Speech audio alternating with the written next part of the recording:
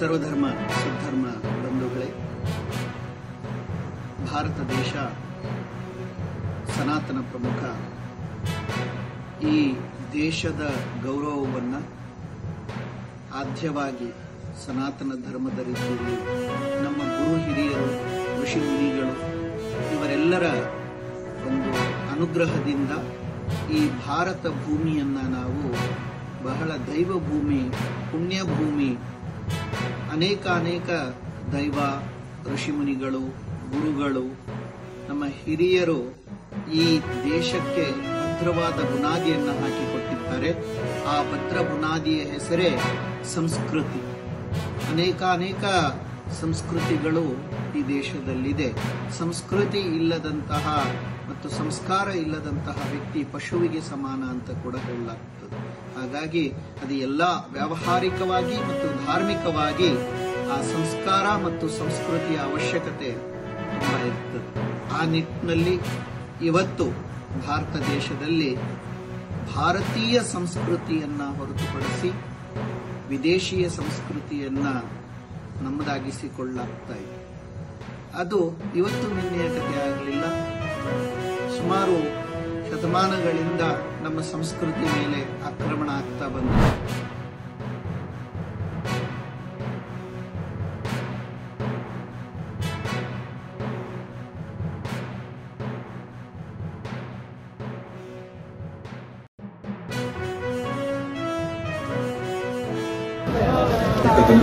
ನಡೆಸಿದ ಪಾಲುಗಾರರ ಮನೆತನಗಳಲ್ಲಿ ಚಿತ್ರದುರ್ಗ ಸಂಸ್ಥಾನವು ಪ್ರಮುಖವಾಗಿತ್ತು. ಈ ಸಂಸ್ಥಾನದಲ್ಲಿ ರಾಜವೀರ ಮದಕರಿ ನಾಯಕನ ಕೊಡುಗೆ ವಿಶೇಷ ಮತ್ತು ಅಪಾರವಾಗಿದೆ.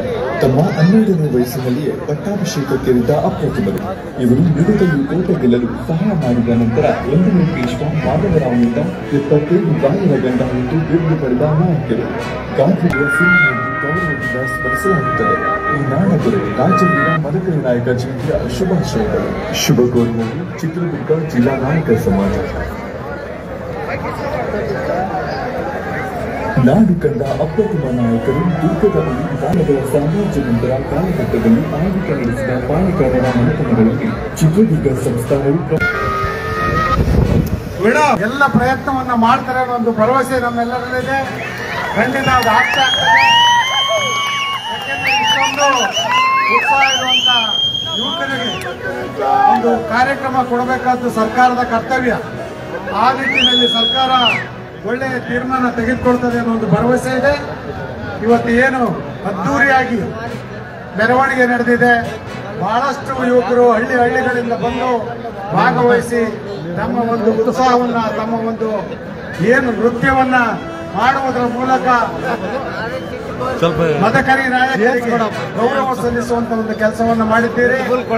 ಈ ಒಂದು ಕೆಲಸಕ್ಕೆ ನಮ್ಮ ಎಚ್ ಜೆ ಕೃಷ್ಣಮೂರ್ತಿ ಅವರು, ನಮ್ಮ ADS ಎ ಜಿ ತಿಪ್ಪೇಸ್ವಾಮಿ ಅವರು, ನಮ್ಮ ಶ್ರೀನಿವಾಸ್